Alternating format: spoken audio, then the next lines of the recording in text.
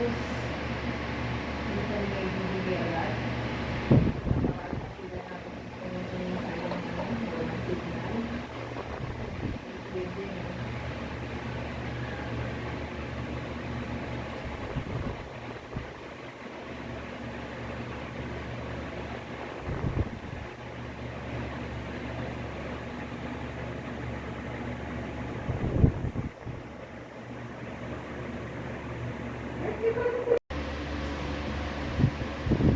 Okay mga bossing, i-demo ko lang sa inyo paano magbutas nitong hard casing. Example itong H155-3A2. Actually, inuna ko pagbubutas ay itong manipis na screwdriver na flat screw. So, ibutasan ko siya dito sa banda dito. Depende kung ano, hanggang mabutas ko siya ng maayos. Tapos pangalawang step ay itong gamit ng gunting. So okay, ito may marking ako dito para tandaan kung saan ko siya i-stop pag iikot. So itusok sa bandang butas nitong malita to. Tapos ikot-ikotin na hanggang makarating sa guhit na yun.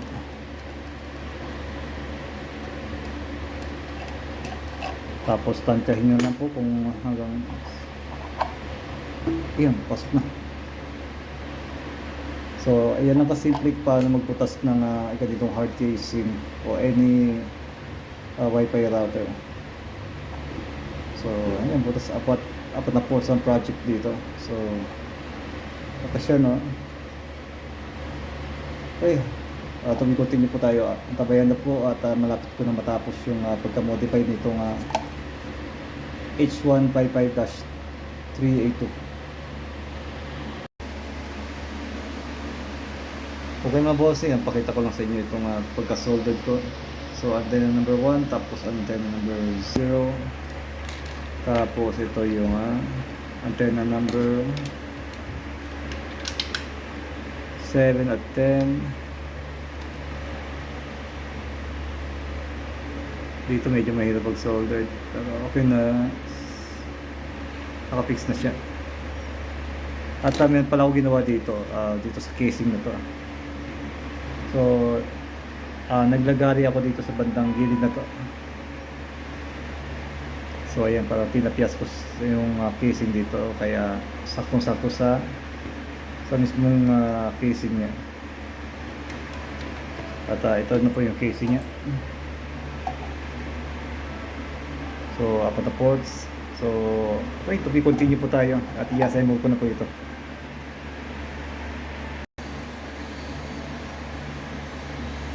Okay mga bossing, patapos na po itong pagka-modify nitong H155-3A2. So 2 ports, tapos hindi ganun kadali pagka-modify nito, kaya nitong mga wires sa ilalim. Ayan. At meron pa akong extra na ipapakita sa inyo. So ito yung automatic fan. Di-disable ko na po ito. Tinanggal ko yung yellow, tapos yung blue wires. So bali tuloy-tuloy ng ikot niyan. So halimbawa ito, saksak ko na po ito sample. Iikot yung fan. Ayan, umikot na siya. Hindi na siya automatic, no? So kada open ng, kada saksak nito, iikot na po yung fan. Ayan, kung gusto yung maging automatic, i-plug nyo na po ito, itong yellow, tapos yung blue wires. Okay, i-assemble ko na po ito, tapos magte-testing na tayo. Okay mga bossing, finally i-testing natin itong apat na ports na H155-3A2. So nakasaksak na po yung 4x4 hybrid MIMO. So okay, no? Di na siya plano sa plano ko na 8 ports or sa gilid. So ginawa ko ng apat, tapos na nakayan ko. Pero kung 6 ports, siguro may dagdag pa ako dito. taas. So, okay, dashboard tayo. At nilak ko muna siya sa 4G para sa mga 4G users na hindi nasasagap yung 5G. So, unahin natin 4G para sa mga 4G users. So, naka 4x4 hybrid MIMO. So, ilan nasasagap niya? 1, 2, 3, 4. Ay, tatlong band nasagap niya. So 16 dB yung 4G SINR.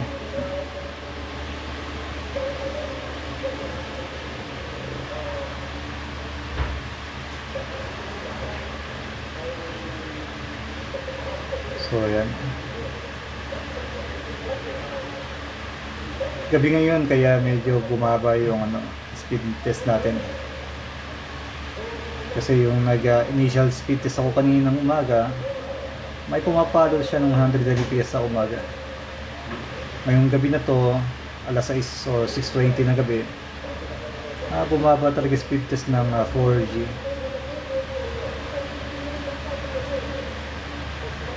So ayan. Okay, subukan natin walang outdoor antenna. So okay,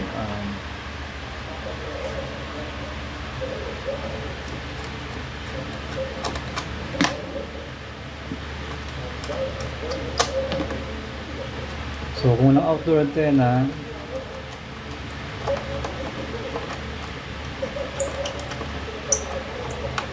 so walang outdoor, no? So walang outdoor, select natin signal status. Naging naging positive 2 dB, kanino 16 dB. So oops, 3 bands pa rin nakapit niya. So walang outdoor.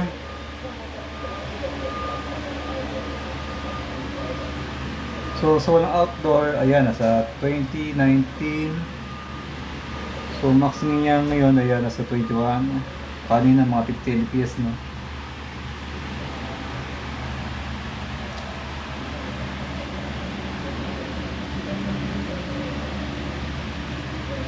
So ayan.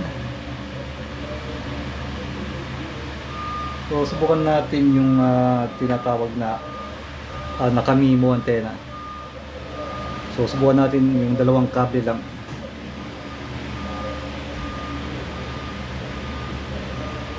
So kapag dalawang kable, as in imagine ay 2x2 MIMO antenna. Para sa mga naka-MIMO lang to, naka double cable na MIMO. Kasi yung gamit ko ay 4x4 MIMO. So ayan, oops. Ayan, imagine naka 2x2 MIMO kayo. Para sa mga 2x2 MIMO users.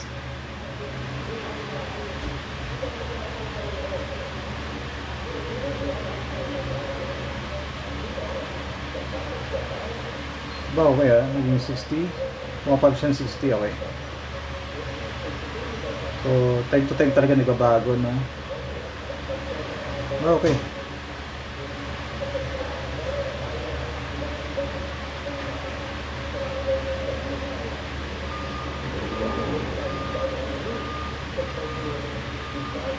So, okay, tested para sa mga 4G users.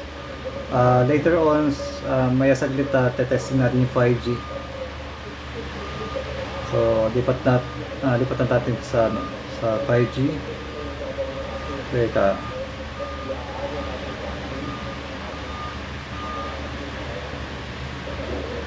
saglit lang, cut ko lang po yung video natin.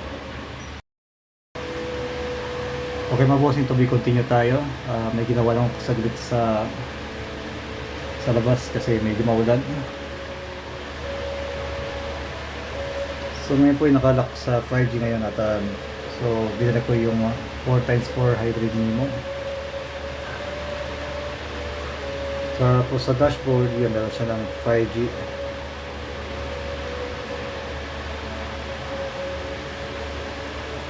So time check ay 6:42 ng gabi. So paiba-iba yung SINR, no? Depende yan kasi maulan ngayon. So okay, speed test tayo.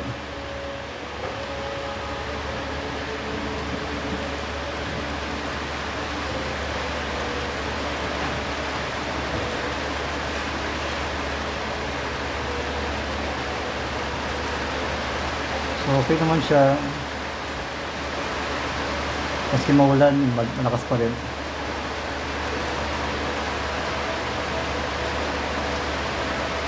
So kaninang umaga no, yung nag-tear down o nag-testing tayo ng initial testing na wala pa siya sa casing, pumapalo siya ng 56 na upload na. Ngayon balik sa casing, bumaba na yung kanyang upload. So okay pa rin siya. So okay, subukan natin yung walang outdoor.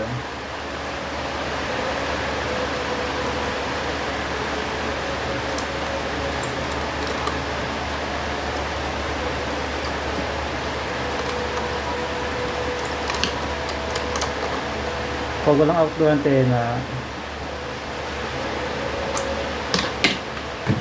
so walang outdoor, check yung signal parameters status. So 0 dB 4G, 10 dB para sa 5G. So capture niya isa, dalawa, tatlo, tapos ang 5G na bali ano, apat na capture niyang band.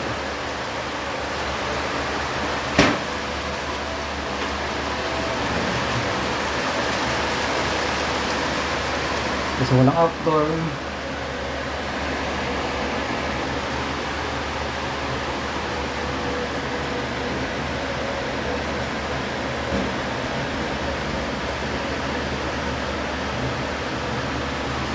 Oh wait, lumakas yan.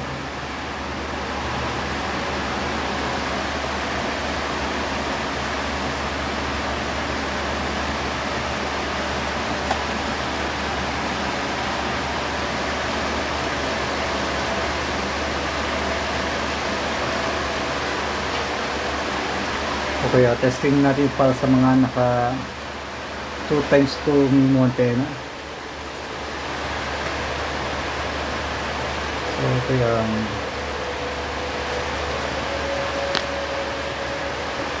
halimbawa naka 2x2 MIMO.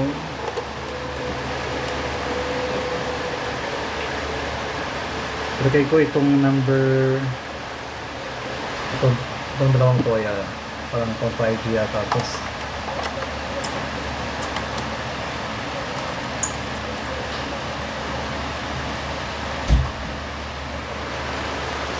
so ayan, halimbawa naka MIMO antenna na 2x2 MIMO, yung mga naka double cable lang.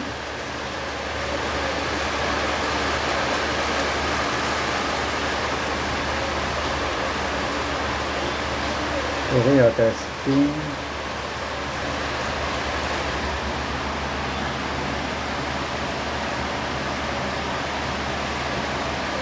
So ayan.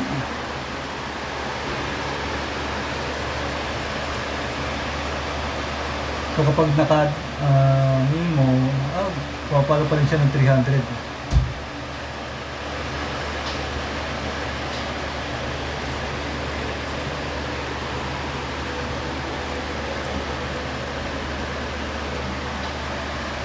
So okay, maybe ito na pinaka-final testing natin.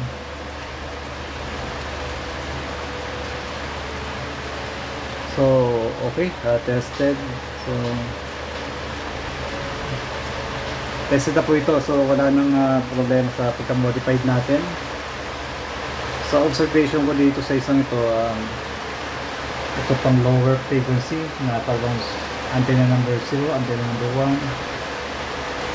May tendency kapag nilipat ko ito dito at naka 5G, nawawala yung 5G signal status niya.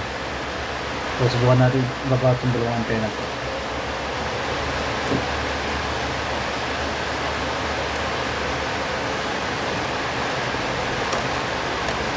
So para sa mga naka-MIMO ito.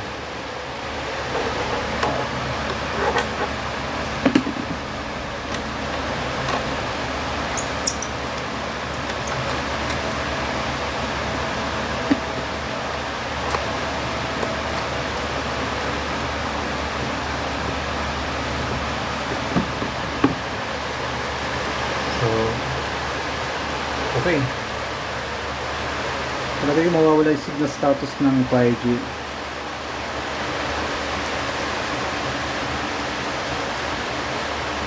Meron pa rin.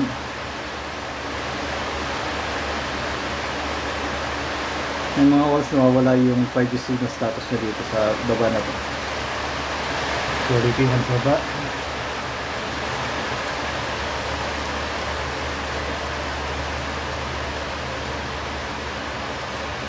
Okay pa rin siya. May time kasi kapag nasa baba yung MIMO sa bandang antenna number 0 at antenna number 1, nawawala yung 5G. Pero may 5G pa rin siya.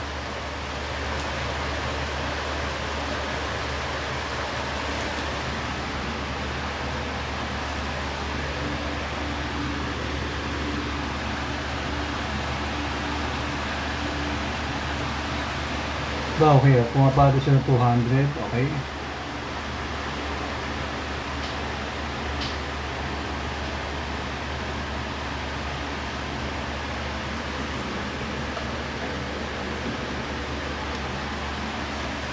Ayos, pwede po i-replay yung video na to sa testing natin. So, ngayon po talagang masasabi natin tested yung pagka-modified natin.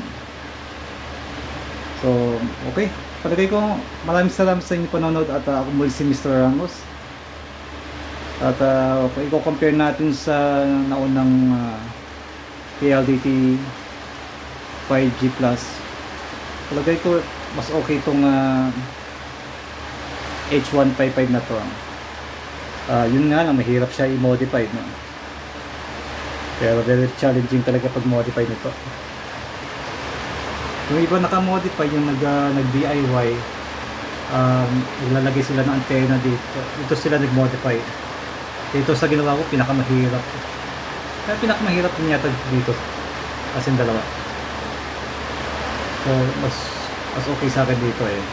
Very challenging pagka-modify dito.